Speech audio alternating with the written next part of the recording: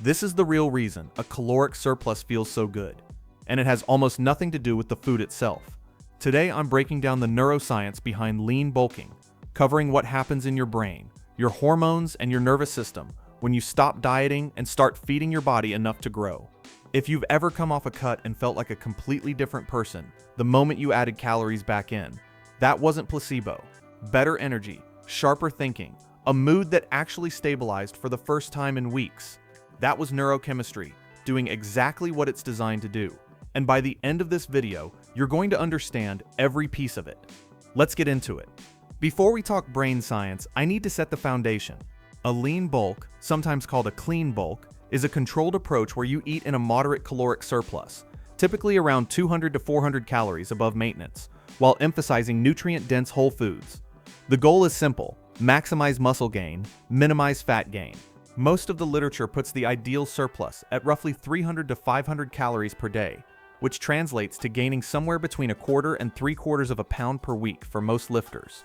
And here's where it gets interesting, because evidence shows that surpluses beyond 500 calories tend to pile on fat mass without meaningfully accelerating muscle growth. More food does not automatically mean more muscle. A ceiling exists. A mild surplus of just 5 to 10% above maintenance can support muscle growth at the maximum possible rate, which means the sweet spot is tighter than most people realize. But the part nobody talks about is why you feel so much better in a surplus. Your brain responds to the shift in energy availability at a level far deeper than just satisfaction from a bigger plate of food. To understand why a surplus feels good, you first need to understand what a deficit does to you, because the contrast is where the real story lives. When you're in a caloric deficit, your body reads that as a threat and responds accordingly. Testosterone can drop, especially in men, dragging energy, sex drive, and recovery down with it. Thyroid hormones can downregulate, slowing metabolism in the process, and cortisol often climbs, making recovery even harder on top of everything else. Then there's the hunger signaling. Ghrelin, your hunger hormone, ramps up while leptin, which helps you feel full, takes a nosedive.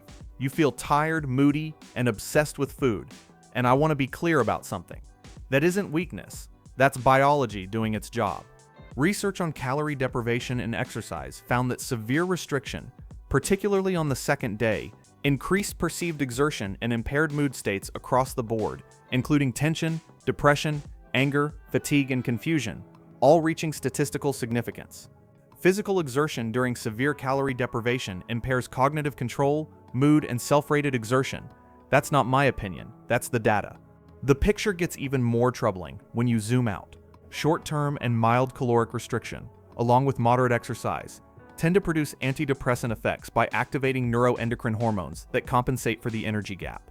But prolonged or severe dietary restriction, including fasting, often causes damage to neurons and can worsen depressive behaviors.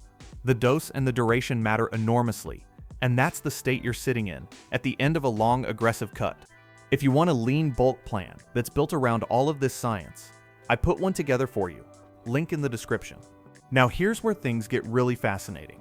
Back in December of 2018, researchers using a new PET imaging technique made a discovery about what happens in your brain when you eat. Your brain doesn't release dopamine once during a meal. It releases it twice. The first hit comes the moment food touches your tongue, firing in brain regions tied to reward and sensory perception, basically the raw pleasure of tasting something good. But a second release follows later, after food reaches your stomach and digestion begins, and this post-ingestive wave activates regions related to higher cognitive functions. 12 healthy volunteers received either a palatable milkshake or a tasteless solution while PET data were recorded, and the findings revealed a strange paradox. A person's craving for the milkshake was proportionally linked to the amount of dopamine released during that first tasting. But the higher the craving, the less of that delayed post-ingestive dopamine showed up. People who craved the food more received less of the second reward signal. Heiko Backus, one of the lead researchers at the Max Planck Institute for Metabolism Research, put the implication plainly. If you don't get that second release of dopamine through the stomach, you might continue eating until you do. For bulking, this matters more than most people realize. When you're in a surplus and consistently feeding your body adequate energy, you're completing both phases of that dopamine cycle at every meal. The taste reward fires, and the post-ingestive reward follows. your brain's reward system reaches full satisfaction, which can actually reduce the compulsive overeating that comes from an incomplete signal. That's the opposite of what most people assume about eating more food. Beyond dopamine, two hormones act as your brain's energy thermostat, and the relationship between them during a bulk is one of the reasons you feel so much more stable. Leptin is the long-game hormone, released as a function of your energy stores, essentially reflecting how much body fat you're carrying. Its job is suppressing appetite and increasing energy expenditure. Ghrelin works on a faster timeline. Circulating levels almost double just before a meal and fall sharply once you eat, creating those clear waves of hunger and satisfaction throughout the day. These two hormones pull in opposite directions. Ghrelin stimulates appetite by activating specific neurons in the arcuate nucleus of the hypothalamus. Leptin shuts those same neurons down, while simultaneously switching on the ones that promote fullness and boost energy expenditure. They're locked in a constant push and pull. During a deficit, that system falls out of balance. Ghrelin levels climb because your body senses the energy shortfall. Leptin drops because fat stores are shrinking. And the result is that relentless gnawing hunger anyone who's ever dieted knows on a personal level. A surplus flips the equation. Leptin levels stabilize or rise. Ghrelin stays regulated, and your hypothalamus stops screaming at you to eat. The system approaches something closer to equilibrium, and subjectively, that equilibrium feels like calm. It feels like being able to think about something other than your next meal for the first time in months. Now let's go deeper, down to the molecular level.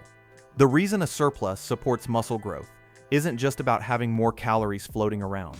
It's about activating a specific signaling pathway called mTOR. The mammalian target of rapamycin, or mTOR, regulates protein synthesis in muscle tissue, where a constant tug-of-war plays out between synthesis and degradation. mTOR tips the scale toward building. Activation depends on two things working together: amino acid availability, particularly leucine, and overall energy status. About 2 to 3 grams of leucine per meal reliably crosses the mTOR activation threshold in skeletal muscle, corresponding to roughly 20 to 30 grams of high-quality protein from whey or similar sources. Older adults may need 3 to 4 grams to overcome anabolic resistance, and going beyond that range doesn't push muscle protein synthesis any higher in trained adults. A ceiling exists there too. But here's the thing about energy status, and why surplus actually matters at this level. During caloric restriction, a homeostatic shift favors protein catabolism, meaning your body breaks muscle down rather than building it up. Maintenance of fat-free mass depends on nutrient stimulation of mTOR, and when calories run scarce, that stimulation gets blunted. There's another layer most people miss entirely. mTOR activation depends on lysosomal function, and if lysosomal function becomes compromised through aging, sleep deprivation, chronic severe caloric restriction, or certain medications, mTOR can't fully activate regardless of how much leucine you eat. Sleep quality and adequate caloric intake aren't optional extras for athletes. They're prerequisites for protein to do its job at all. One night of total sleep deprivation can reduce muscle protein synthesis by roughly 18%, which means that if you're bulking but not sleeping, the entire process gets undermined at a molecular level. And there's a detail about whole foods here that deserves attention. Despite containing an equal amount of protein, whole milk stimulated greater protein synthesis than skim milk in research, and whole eggs outperformed egg whites alone. The additional fats and micronutrients in whole food sources appear to support the anabolic process in ways that isolated protein fractions don't fully replicate. My Lean Bulk program dials all of this in for you: the surplus, the protein targets, the food quality, everything in one plan. Link below. Something that might surprise you is that one of the most important molecules for brain health, brain-derived neurotrophic factor, or BDNF, has a complicated relationship with caloric intake. BDNF plays a direct role in brain and metabolic health, with higher concentrations linked to improved cognitive performance. It operates not just in the brain, but also in skeletal muscle, heart, liver, and fat tissue, working through its receptor PCHR-KB in the hypothalamus and dorsal vagal complex, the two major centers involved in energy homeostasis. Now, the data on BDNF and diet cuts in a direction you might not expect. A low-carb, reduced-calorie diet can raise BDNF by about 20%, and combining caloric restriction with high-intensity exercise pushes that number up to 38%. A broad review from 2026 confirmed that fasting and calorie restriction diets generally increase BDNF levels. But that doesn't mean a deficit is better for your brain.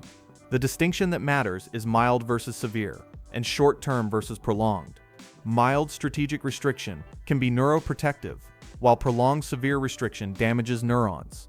A lean bulk sits in a completely different metabolic category than chronic overfeeding. What a surplus does provide is the stable energy environment your brain needs to function well on a daily basis, consistent glucose supply, hormonal stability, lower cortisol. These are the conditions under which you can train hard enough, recover fully, and sleep deeply enough for neuroplasticity to actually take hold. No discussion of bulking neuroscience would be complete without testosterone, and this is where the contrast between surplus and deficit becomes impossible to ignore. Testosterone performs a wide range of anabolic and anti-catabolic functions in both skeletal muscle and neuronal tissue, increasing muscle strength, power, endurance, and hypertrophy in a dose-dependent manner. It works through the androgen receptor, interacting with anabolic signaling pathways alongside growth hormone and IGF-1, and dietary amino acid availability plays a role in how effectively these hormones can do their job. Remember what I said earlier about deficits, that testosterone can drop, dragging energy and recovery down with it. When you shift from a deficit into a surplus, you're not just eating more food, you're restoring the hormonal environment that allows adaptation to happen in the first place. One nuance worth flagging here involves a debate that's been running in sports science for years. The acute post-exercise rise in hormones like testosterone and growth hormone doesn't appear to play a major role in directly stimulating muscle protein synthesis. Males and females respond similarly to resistance training for strength and hypertrophy gains, despite very different hormonal profiles. What that tells us is that the hormonal benefit of a surplus isn't about spiking testosterone after a workout. It's about maintaining a chronically adequate hormonal baseline, keeping testosterone, thyroid hormones, and other metabolic signals in a range where your body is willing to invest in building tissue rather than conserving energy. That steady-state environment is what changes when you start eating enough. I don't want to paint this as a simple more food equals more gains situation, because the data is more complicated than that. Research has shown that individuals who consumed larger energy surpluses and gained more body mass experienced similar increases in strength and muscle size in the triceps and quadriceps compared to those eating smaller surpluses or at maintenance. But those in the larger surplus group put on significantly more body fat. Only weak evidence suggested that larger surpluses resulted in greater gains in biceps thickness, and that was the muscle group trained with the most volume and intensity. There's even a counterintuitive finding buried in the literature. A slight calorie deficit can sometimes create a more efficient metabolic environment that favors muscle development, while an excessive surplus leads to fat accumulation and can actually impair protein synthesis. The misconception that a large daily surplus produces muscle growth proportional to the extra calories is flat out wrong. What the neuroscience argues for isn't eating everything in sight. It argues for a moderate, consistent surplus, enough to fuel the dopamine reward cycle, keep leptin and ghrelin balanced, maintain hormonal health, and support mTOR activation without tipping into excessive fat gain. That distinction matters, because excessive overeating carries its own neurological consequences. Research published in Nature Metabolism in February 2025 showed that even short-term overeating with calorie-rich foods triggers disrupted brain insulin action that outlasts the period of overeating itself, and brain insulin response can adapt to dietary changes before weight gain even occurs, potentially laying groundwork for obesity development. So let me tie all of this together. When you enter a lean bulk, a controlled surplus of 300 to 500 calories built around whole foods and adequate protein, a cascade of changes starts beneath the surface. Your dopamine system completes its full dual-release cycle at meals, reducing compulsive eating behaviors. Leptin and ghrelin reach equilibrium, quieting the constant hunger signals that dominated your gut. mTOR activates properly in the presence of adequate leucine and sufficient energy, driving muscle protein synthesis forward. Testosterone and other anabolic hormones settle at baseline levels that support tissue building and recovery. Cortisol comes down from the elevated levels restriction created, and your brain operates in a stable energy environment where cognition, mood, and motivation all function at their best. A clean bulk should last a minimum of 16 weeks and can extend up to 52 weeks depending on goals and starting point. That's 4 to 12 months of your brain operating in this optimized state. Your brain doesn't just tolerate a caloric surplus, it's wired to reward you for it. The dopamine, the hormonal balance, the molecular signaling, all of it aligns when you give your body the energy it needs to build. The key is keeping that surplus moderate keeping food quality high, and understanding that the goal was never to eat as much as possible. It's to eat enough to unlock everything your biology is capable of. That's the neuroscience of a lean bulk. And now you know why it feels so damn good. Ready to put the neuroscience to work? My Lean Bulk program lays it all out step by step. Grab it in the description. If this helped you understand the science behind your bulk, drop a like and subscribe for more breakdowns like this one. I'll see you in the next video.